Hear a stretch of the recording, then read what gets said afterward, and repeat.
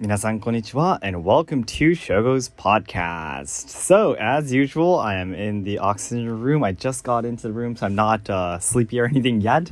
I will be getting some sleep after this, but so far I'm just lying down and enjoying some of the relaxation time. I have been on a super crazy schedule recently, and I'm not going to get into that too much because I want to get to the main topic as soon as possible. But basically, what I'm going to be talking about today is the very first Maibayashi, the no theater Maibayashi, and how it went and such. And basically, the reason why I'm filming 4 days afterwards is because after that, there was the next day on Sunday was working at Yushinkan, also doing 2 other just stuff I need to do. Next 2 days, I was in Ibaraki Prefecture to do filming and training with Asayama Ichiden. And also, right before I left Ibaraki Prefecture, I met up with Kamiya Daisuke-san, the shakuhachi player, and we had grabbed a couple of beers and sake. And I finally came back, and yesterday was on Wednesday. Was all day long working at a tourism industry business and working as an interpreter, and then going to a cafe to get some of my homework done. And then at nighttime I had to take classes, of course, because it's Wednesday night. Then I did the podcast live stream, and now finally is the next day. For those of you who took part in the previous live stream, you probably can imagine it's the day after that, by the way. So anyways, getting to today's main topic, it is the Maibayashi. The very first Maibayashi just ended about 4 or 5 days ago. Thank you so much. So the members of Let's Ask Shogo were able to see the full video already, but we're going to be making a video of introducing my very first Maibayashi, by the way. So you will be able to see it very soon, so I hope you look forward to it.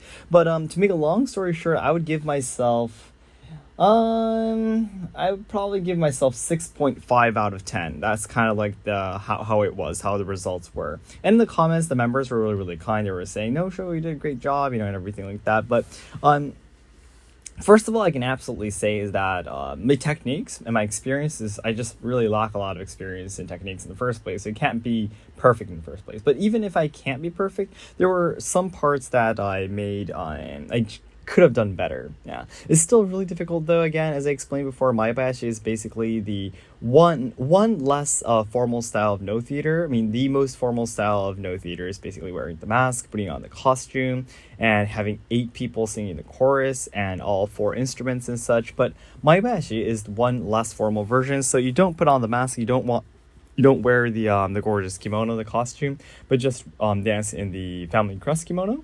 And also have a couple of instruments. That's I think it was 3 instruments. And also we had 3 singers.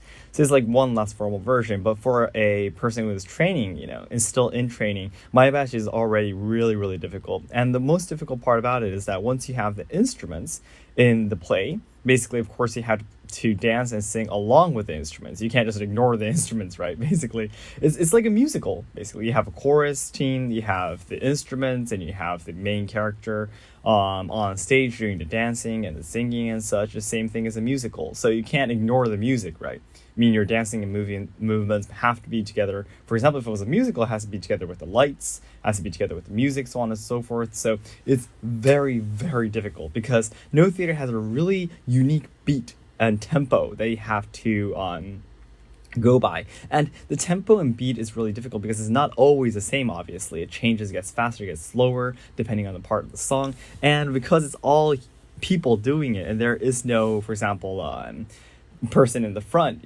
waving a stick to let us know which tempo we're going. We all have to basically, while we dance, while we sing, we have to be focused on each other. If we're singing too slow, if we're singing too fast, if the music is too fast, and so on and so forth. And there's a lot of parts of, well, not a lot, but at least 2 parts in my dancing, which lasted for about 15 minutes. There are at least 2 parts where because I was really nervous too, of course, there was 2 places where I went a little bit too fast, and I just left the instrument players behind, Well, actually, strictly speaking, the singers too. So that was something that I really, what should I say, will want to try to fix in the next time I will be having the opportunity to do another Maibayashi. And this is, again, very difficult because I have, of course, practiced with a YouTube video that my instructor has prepared for me to try to practice how it's like performing together with the instruments. But of course, that's a video. And in real life, people that will come to your performance we're going to be playing it differently. They're different people, different on different day, and of course the pace would be different. So I just didn't have enough. What should I say? I wasn't calm enough, I guess. I wasn't used to it enough to wait for the right timings to do certain movements. I was like, did I miss the timing? Like, because you never know. You start to feel like, oh, did I already miss the timing that I needed to do this certain movement? Is it already over? Then in that case, I can't just stand here and wait forever. Otherwise, this song will be over, right? And then I just went too early. I hope this makes sense. Yeah. So there were just like 2 places that were not so good, but otherwise, I didn't like make any major mistakes in the movements itself. Last year when I got on stage and did my very first shimai on stage. Shimai is the version where it's only singing and the dancing, and there is no instruments, by the way. But the shimai, I made a major mistake in the dancing itself. Now, this time, no mistakes in the dancing, but just the timing together with the instruments, which of course is something that I needed to experience on this occasion because of my first Maebayashi, right? So that's completely understandable, but still, I really wish I could have done better. I did my best. I trained a lot before the performance, but kind of leaves on. Well, I guess this feeling is important for me to continue training, of course, yeah. And I really look forward to the next opportunity that I'll have to be able to do a Maebayashi. Maybe it might be next year. It is very expensive, though, to hire professional instrument players and the singers on stage, so I won't probably not be able to do it every single year, but maybe every 2 years I might be able to do it. So I'll be looking for a next opportunity when I have the chance. And right now I'm 28, but my sensei has explained to me that maybe in the next 3 or 4 years I'll be able to become a instructor level, and in order to do that I need to be able to do a full no performance, which takes about a whole hour. And of course, a whole hour of memorizing all the singing, memorizing all of the dancing and the movements. And there's, of course, not just the dancing, but sometimes there is some acting too. Of course, it's a play. No theater is a play.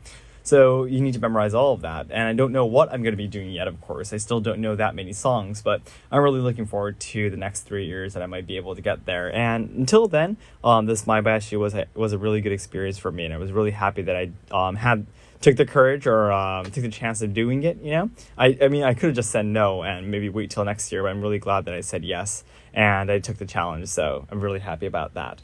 The video will be coming out soon, and you can watch me do the Maebayashi, but I was on stage 2 other timings too for just the singing, and those 2 occasions when I was on stage went pretty well as well, so now I think I'll be showing a little bit of it, some parts of it, of the singing as well, so I hope you look forward to that too.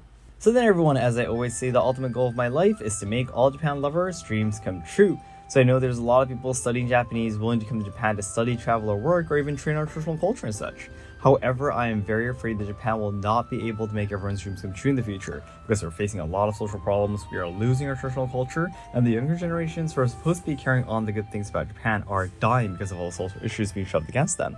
So I really wanted to dedicate my life to make Japan a better place. I want to try to solve the social problems, preserve and evolve traditional culture, and also help out the younger generations so they can have a brighter future.